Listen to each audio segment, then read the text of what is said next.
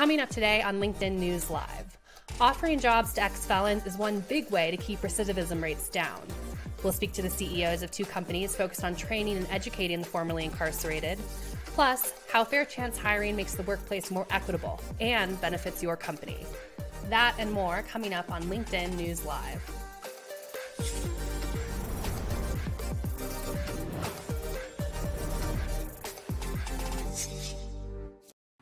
Hello, I'm Caroline Fairchild, and welcome to LinkedIn News Live, where the business conversation begins with you. It's Tuesday, September 29th, and here's a quick look at the top stories that are trending right now on LinkedIn. More than 1 million people around the world have died from coronavirus, according to the latest from Johns Hopkins. Over a fifth of the deaths have happened in the United States, followed by Brazil and India. Meanwhile, some 24 million children globally are out of school entirely due to a lack of online education options. That's according to the United Nations.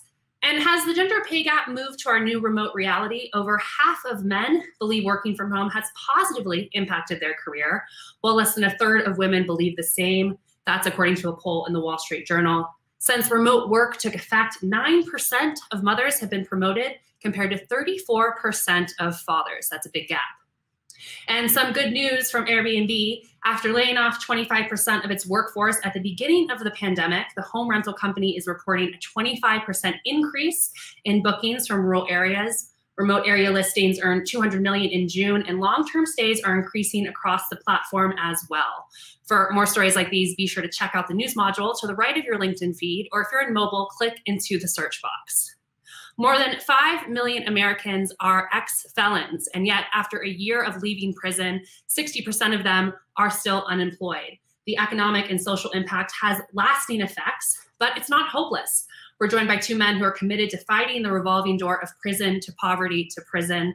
Jason Wang is the founder and CEO of Free World, a nonprofit 100% staffed by ex-felons. And Andrew Glazier is the CEO of Defy Ventures, a program that helps train and educate those who are incarcerated. Jason and Andrew, welcome to LinkedIn News Live. Thanks. Good to be here. Thanks for having me. All right, Andrew, I'm going to start with you. Can you just give the viewers in the stream right now a sense of the size and the scope of the problem that both Defy and Free World are fighting? Sure. Yeah. So I think one of the interesting things about people with criminal histories is in America, the same number of people who have four-year college degrees are people with criminal histories. So that's a one-to-one relationship there. There are a lot of people in this country who have criminal histories who are looking for jobs. And without the business community being willing to actually allow people to apply for those jobs, to hire people to those jobs, we will never solve the issue of mass incarceration. You know, one of the numbers that's thrown around is there's 70 million Americans out there with criminal histories who need jobs. This is not only is it a waste of human capital and economic capital, but it also has just incredible detrimental effect on society, on social justice, racial justice, economic. And Jason, Free World, your company, it gets ex-felons into high-wage jobs. Talk to us a little bit why that's critical, particularly at this point during the pandemic. Yeah, so right now inside of jails and prisons, people are dying because of coronavirus. And so what states are doing is they're releasing thousands of inmates into an economy that no longer exists. Before it was tough to get a job with a criminal record. Now it's practically impossible. That being said, we found a solution in the trucking industry where the last mile trucking has skyrocketed in demand. You see companies like Walmart and Amazon hiring hundreds of thousands of drivers, and everybody wants their packages delivered. So our solution is able to save lives by getting people back to work. For both of you, what are some of the biggest challenges that ex-cons face? For those who are in the stream right now and maybe are going through the hiring process themselves without a criminal record, talk to us a little bit about what the challenges are that ex-cons in particular face going through the hiring process. Sure. Yeah, I mean, you know, one of the biggest issues is it's just a mindset issue, right? So if you're coming out of prison, you spend time in prison, and you're walking into a job interview, so much of the challenge is, what are people going to think about me if I have a criminal history? And when you have employers out there who, by and large, are still, likely to discount your application or completely eliminate you from contention if they realize you have a history, there's this huge question of, do I share? Do I not share? Everybody's going to background check me. How do I move forward in a way that I can put my best foot forward and be received based on the skills that I have to offer and what I can do for the job? And so that's just a huge challenge, which gets made easier if you have employers who say up front, listen, we are a fair chance employer. We will consider you regardless of your criminal history to see if you are a good fit for the job. Yeah, Jason, what are your thoughts there? Yeah, just to piggyback off of that. So, at the age of 15, I was incarcerated on a 12-year sentence. And even though I had served my time and paid my debt to society, after I was released, it was as if I was wearing invisible handcuffs for the rest of my life. On every application that I filled out, whether it's for housing, education, employment, even the right to vote, people saw me as the worst thing I had ever done rather than the person I am today. And so when we look at the data, we know that employment by far is the key to ending recidivism. But yet, because of all the structural challenges that are in place today, it's incredibly difficult for somebody with a criminal history just to get a fair chance at life. And if you're just joining us in this stream, this is LinkedIn News Live. We're having a conversation about how we can reduce recidivism through employment. I'm going to go ahead and say hello to some members who are joining us in the stream. Bello from Massachusetts, Jess from Atlanta, Diana from Colorado, George from Connecticut, and Danny from Arkansas. Thank you so much for joining us. Sherry says, my entire staff is in recovery from drug addiction and spent 5+ years in prison and have felonies. We have been only able to grow a multi-million-dollar company hiring only felons. This is absolutely our mission and passion. Glad to see this and glad to be here. Sherry, we're glad to have you as well. What we're talking about right now, Jason and Andrew, is that there's just so much bias against ex-cons within the hiring practice right now. Andrew, I'll start with you. How do we get rid of it? The first thing that has to happen is people need to have an honest conversation with themselves, frankly, about really what those biases are. We often run workshops where we'll start off by saying, hey, who believes in second chances? And all the hands go up in the room. And then you say, okay, now who believes in second chances for somebody who committed a violent felony? And all of a sudden, people are sort of shaking their heads a little bit. And so I think a lot of what this has to do is making human connections between people who are employers and people with criminal histories, because there's this fear, anger, the emotion around the issue, because the criminal justice is designed to be hidden, right? So people don't talk about it. But if we can start to actually bring people together to say, look, meet this person. I mean, meet Jason, right? Here's the guy with a criminal history. You'd hire him, right? Okay, well, I got 10 more people like Jason that I can bring to work for you. And then you start to chip away at this fear, because I think what we run into with a lot of employers is, well, if I'm going to hire somebody with a criminal history, then I'm going to hire somebody who's going to kill me while I sleep, right? And that is just not what happens, right? It's not borne out by any kind of data or reality. And what the data shows is actually the opposite of that, which is when you give somebody with a criminal history a chance, particularly somebody who's been in prison for a long time, they're far more likely to be successful and loyal. So it's really about challenges of perceptions, both on paper, but also in person. If you cannot make those connections, right, we're never going to get through this. So that's really a big piece of this is, look, let's bring some people together and see we're all human beings here, right? And that there are people, enormous numbers of people who are locked up in prison, who are coming out, who bring talent and just want to do well if they're given a chance. We are all human beings, and Jason, you're a human being as well. When you think back to your experience looking for employment after being imprisoned, tell everyone in the stream what that was like and what needs to change for that bias to not exist anymore. Yeah, so after I was released from prison, I was given a full ride scholarship to UT Dallas, and I ended up earning a double master's. And even with all that education and credentialing, every time I filled out the application, they would see me as the worst thing that I'd ever done rather than the person that I am today. And so I'm ashamed to admit it, but at my lowest point after I was released from prison, I considered going back to my criminal past just because I was tired of going to sleep hungry. And I was tired of seeing my mom work these 12-hour night shifts for minimum wage and struggling to get by.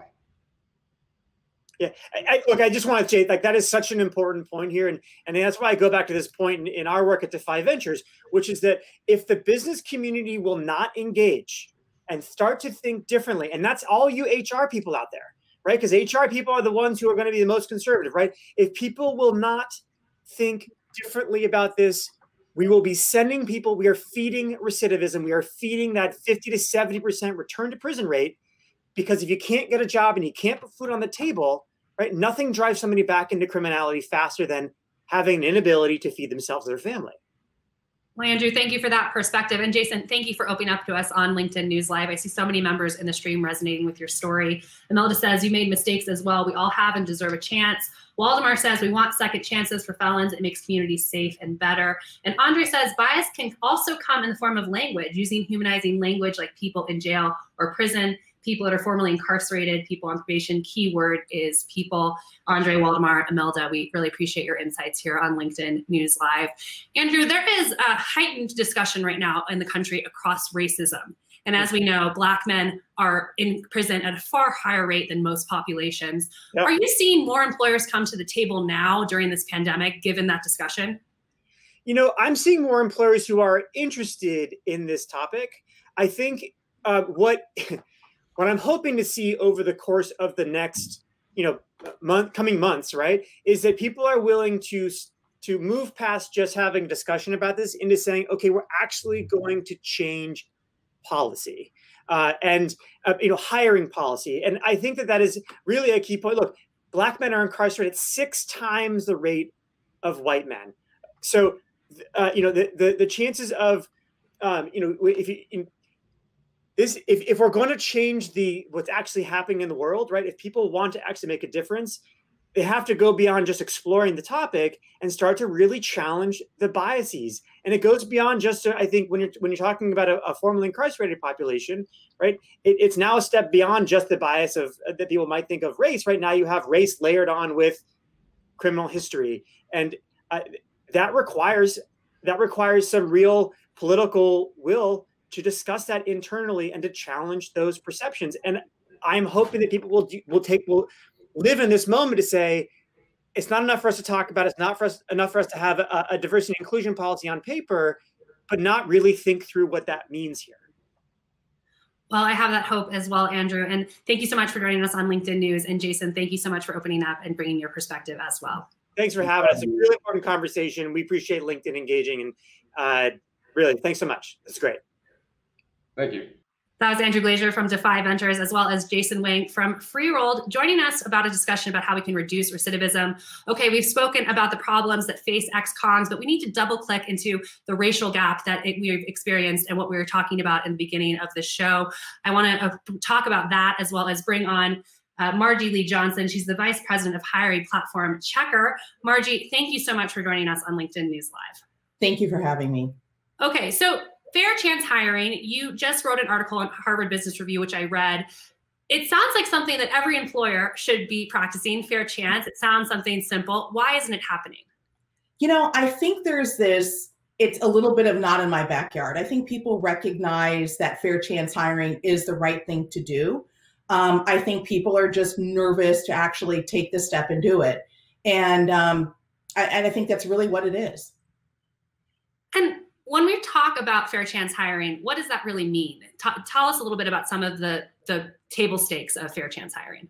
Fair chance hiring is basically, it's about lowering the barrier, not the bar. It's recognizing that all people have a right to employment. And it's really taking some very basic steps. It's thinking, basically it's called the nature time nature test. It's thinking about the nature of the job, the time in which whatever that person, their criminal history was and the period of time they committed the offense. And then thinking about whether or not that really has any bearing on that particular role. So as an example, if you're hiring a truck driver, obviously if someone has a criminal history of DUIs, that has a direct bearing on that role. But if you're hiring a receptionist, probably not likely. So it's thinking about the nature of the job, the nature of the crime, and the time that's passed. It's really just giving people an individualized assessment. And when you partner with employers, what are the biggest mistakes that they're making that they may not even know that they're making when it comes to making sure that they're giving everyone a fair chance? It's making blanket assumptions. It's looking at someone's criminal history and not taking into context what exactly has happened, the time that's passed, and then also having a conversation with that individual. I think Jason was a great example. He was incarcerated for an offense he committed as a teenager. He came out of prison, he re-entered society, had a great education. So it's really taking the time to have a conversation with Jason, looking at what exactly he did, what work he's done, right? How he's rebuilt himself, and then looking at the nature of the job. So it's really taking the time out. And when you're in the hiring motion, it's all about moving quickly. And sometimes people just look at the records, make a quick decision and move on. It's taking the time to pause and conduct an individual assessment. And a lot of employers are not taking that time to pause, and this bears out in the data. I'm going to go ahead and bring up a graphic right now that talks about how this discrepancy shows up in the numbers in terms of people who are getting a call back. 17% of white Americans get a call back compared to 5% of Black Americans with the same history. Margie, when we think about the challenges that Black men are facing specifically when they're getting out of prison, what comes to mind? I think it's, we at Checker are fair chance employers, and we're also a background checking company. So who better to be fair chance employers than someone that's intimately familiar with background checks? And when we look at our fair chance practices, we look at it in the same lens of diversity and inclusion. And we recognize that there is a disparate impact in American society for people of color. And quite honestly, Black and brown people have been really criminalized. And it's a systemic problem that dates back, quite honestly, to the Emancipation era. So we as a society recognize that there are definitely flaws in our justice system, and people of color, specifically Black and brown people, are disproportionately impacted. So fair chance for us is really an extension of our diversity and inclusion practice. And we've seen phenomenal results. Over 5% of our employees are fair chance talent. I'm going to go ahead and say hello to some more members who are joining us in the stream. Cecilia says, love the lowering the barrier, not the bar. Tanisha says, well, I love this idea. Everyone deserves another chance. And Daniel says, just because someone is a felon does not mean they are untrustworthy. Cecilia, Tanisha, Daniel, thank you for joining us on LinkedIn Knows Live. We're here with Margie Lee Johnson from Checker, giving us a background into how we can make our hiring practices a little bit fairer. Margie, I'm sure you saw this, but Citi came out with a report last week that said that GDP over the last 20 years is $16 trillion lower because of race-based inequities through our systems. How does fair chance hiring play into that? I mean, if you think about the fact that 70 million Americans have a criminal history, that's 1 out of 3 Americans. And we are literally excluding them from opportunities every single day. And it's this interesting phenomenon that really happens in American society. So America's 5% of the world's population, but 25%, we have 25% of the incarcerated population. Obviously, our view or our lens on justice is dramatically different. And we feel like we have an obligation to our communities to basically re-employ people or give people the opportunity for re-employment after they re-enter society. And it's, if you mentioned a couple of statistics relative to the impact on specifically Black Americans, but also women who were previously incarcerated are disproportionately impacted. So 43% of Black women and 39% of Hispanic women experience unemployment after incarceration, compared to 23% of white women after they're released. So this has such a profound impact on our communities, and we see it as a natural extension of our diversity and inclusion program. And in your HBR article, you talk about making sure that employers are doing skill-based interviews. We tend to have a lot of HR people joining us here on LinkedIn and on LinkedIn News Live. What is a skill-based interview? And if you're in the job market right now or a job seeker, how do you advocate to make sure that you are getting that experience? So the challenge is specifically when you're interviewing people who were incarcerated, they have big gaps in their work history. But there are certainly a lot of things that they may have done even when they were incarcerated to build skill sets. So it's really looking at transferable skills. What have they done? What have they learned? And how does it relate to what exactly you're looking for? So if you're looking at literally a resume match, a one-to-one match for all of those skills, you're going to exclude that fair chance talent. So it's looking at those transferable skills. It's talking to them about what skills they've built, how those relate to the job you're hiring for. And it's really taking a little bit more time to dig in. Margie, I'm seeing a lot of members in the stream asking about education practices while in prison. Do you have any opportunities for them or any advice in terms of what education attainment looks like right now for those who are in the prison system and are looking for how they can develop more skills during this pandemic? We have, so I'm proud to say that we've actually have some employees who came from Defy Ventures. So when Andrew and Jason were talking about that program, we've hired folks who have graduated from Defy. We've also hired people that have graduated from the last mile. So those particular organizations help to build skills while people are incarcerated, and then helps to continue building those skills after they are released into society. So in our case, it's really just partnering with those groups and then looking at what those skills are. The Last Mile, as an example, is a nonprofit organization that helps build coding skills for people who are incarcerated, and they actually put them to practice after they're released. So that's an example of a community partnership that's building skills where they may not have a computer science degree from an educational institution, but they built those skills through those organizations, and those are really, it's an incredible tool set. And so we look at those. So we're open to looking at, again, different experiences that get to people to where we want them to be, and hopefully they qualify for a job at Checker. Well, Margie, I can say by the engagement that we're seeing in the stream right now that this is meaning a lot to a lot of people who are joining us. So I want to say thank you if you're joining us in the stream right now. We know this topic means a lot to you, and we hope that you're getting a lot out of this conversation. Margie, I want to go back to something that we were talking about with Andrew and with Jason, this idea that we're all people, and the hiring process is a people process.